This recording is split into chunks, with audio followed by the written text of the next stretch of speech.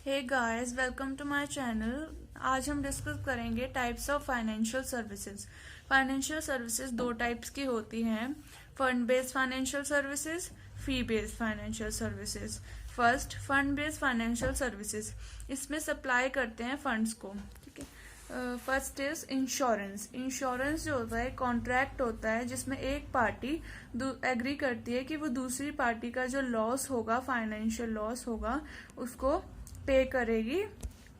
किसी भी इवेंट से हो सकता है, जैसे कि कॉलिजन, थेफ्ट या फिर स्टॉर्म डैमेज, जैसे कि कार है उसका एक्सीडेंट हो गया या फिर किसी से टक्कर हो गई उसकी, या फिर चोरी हो गई या फिर स्टॉर्म में डैमेज हो गई वो, तो उसमें वो लॉस बियर करेगी दूसरी पार्टी जिसने एग्री किया है। ये कॉन्ट्रैक्ट होता है इंश्योरर एंड इंश्योर्ड के बीच। इंश्योरर वो होता है जो इंश्योरेंस कंपनी होती है जो रिस्क बियर करती है कि अगर कुछ होता है तो वो पेमेंट करेगी कंसिडरेशन की, जो भी उन्होंने एग्री किया होगा जिसपे। और इसके अंदर डॉक्यूमेंट होता है जो टर्म्स एंड कंडीशन होती है, जिसमें उसको बोलते हैं इंश्योरेंस पॉलिसी। और जिसमें अमाउंट होता है, जो भी इंश्योरेंस पॉलिसी का अमाउंट होएगा वो उसको बोलते हैं सम एश्योर्ड। जैसे कि अगर कुछ होगा तो उसके बाद जो अमाउंट पे करेगी इंश्योरेंस कंपनी उसको बोलेंगे sum assured. Next is consideration जो होगी इन रिटर्न। जैसे कि अगर इंश्योरेंस कंपनी एग्री कर रही है कि वो फाइनेंशियल लॉस बियर करेगी तो उसको भी तो बदले में कुछ चाहिए, तो वो जो उसको कंसिडरेशन मिलेगी बदले में उसको बोलते हैं इंश्योरेंस प्रीमियम।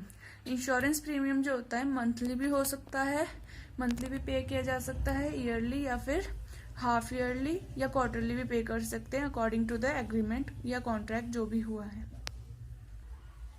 फॉर एग्जाम्पल, अगर हमने अपने घर के सामान का इंश्योरेंस करवाया है और बाढ़ आ जाती है और हमारा 10 लाख का नुकसान हो जाता है, तो वो जो है इंश्योरेंस कंपनी हमें 10 लाख रुपए पे करेगी, जिससे हम या तो वो सामान बदल दे या फिर उसको रिपेयर कर ले। Next is mutual fund. Mutual fund जो होता है एक फाइनेंशियल इंटरमीडियरी होता है जो स्मॉल इन्वेस्टर या और बहुत सारे इन्वेस्टर्स जो होते हैं उनके पैसों को इकट्ठा करके अपनी फाइनेंशियल नॉलेज से, प्रोफेशनल फाइनेंशियल नॉलेज से कॉर्पोरेट एंड गवर्नमेंट सिक्योरिटीज में लगाते हैं, इन्वेस्ट करते हैं। फॉर एग्जांपल, मिस्टर ए कोई है, वन पर्सन, उसको कोई नॉलेज नहीं है इन्वेस्टिंग की, तो फिर भी वो अपने पैसे जो है इन्वेस्ट करना चाहता है, सेविंग्स अपनी इन्वेस्ट करना चाहता है, तो वो म्यूचुअल फंड में कर सकता है। तो म्यूचुअल फंड जो है उसके पैसे इन्वेस्ट करेगा अपने फाइनेंशियल प्रोफेशनल नॉलेज से डिफरेंट सिक्योरिटीज में, और उसके बदले म्यूचुअल फंड कुछ कमीशन काटेगा अपनी उसकी सेविंग्स में से। Next is banking services. Banks जो है प्रोवाइड करते हैं काफ़ी सारी फाइनेंशियल सर्विसेज जो कि किसी भी इकॉनमी के फाइनेंशियल सिस्टम की ग्रोथ के लिए ज़रूरी होती है। जैसे कि कैपिटल फॉर्मेशन करता है, जो छोटे छोटे बिजनेसेस होते हैं उनके कैपिटल फॉर्मेशन में मदद करता है। बैंक्स जो है फंड्स को एलोकेट करके in the form of personal loans के, जो कि पर्सनल यूज के लिए हों, कमर्शियल लोन्स जैसे बिजनेस में लगाने के लिए जो लोन्स होते हैं, मॉर्गेज लोन्स जो किसी सिक्योरिटी के अगेंस्ट लिए जाते हैं, उनको देकर कैपिटल फॉर्मेशन में हेल्प करता है। ये सर्विसेज जो होती हैं इकॉनमी को हेल्प करती है कि वो ग्रो करे, ट्रांसफर करके जहाँ पर फंड्स ज़्यादा हैं वहाँ से जहाँ पर फंड्स कम है उस एरिया तक। Next is lease financing. Lease एक एग्रीमेंट होता है जिसके अंदर कोई फर्म जो है ये राइट एक्वायर करती है कि वो उस फिक्स्ड एसेट को यूज कर सके, जैसे कि मशीनरी। तो उसमें जो फर्म है वो मशीनरी को खरीदेगी नहीं, पर यूज करने के लिए एक एग्रीमेंट होगा कुछ सालों के लिए बिना किसी परचेजिंग के, और उसके बदले जो है वो फर्म एक फी पे करेगी जिसको बोलते हैं लीज रेंटल्स। इसमें दो पार्टीज होती है, लेसी एंड लेसर। लेसी वो पर्सन या कंपनी है जो कि राइट टू यूज एक्वायर कर रही है फिक्स्ड एसेट का, और लेसर वो है जो अपनी फिक्स्ड एसेट को दे रहा है राइट टू यूज के लिए लेसी को। फॉर एग्जाम्पल, ए लिमिटेड एक एयरलाइन, इंडियन एयरलाइन कंपनी है जो कि जिसको पैसेंजर प्लेन्स की रिक्वायरमेंट है अपने ऑपरेशंस के लिए। तो ए लिमिटेड जो है एक लीगल एग्रीमेंट, लीज एग्रीमेंट में आती है बी लिमिटेड के साथ। बी लिमिटेड मैन्युफैक्चरिंग कंपनी है पैसेंजर प्लेन्स की, तो वो बी लिमिटेड सप्लाई कर देती है एयरप्लेन्स ए लिमिटेड को।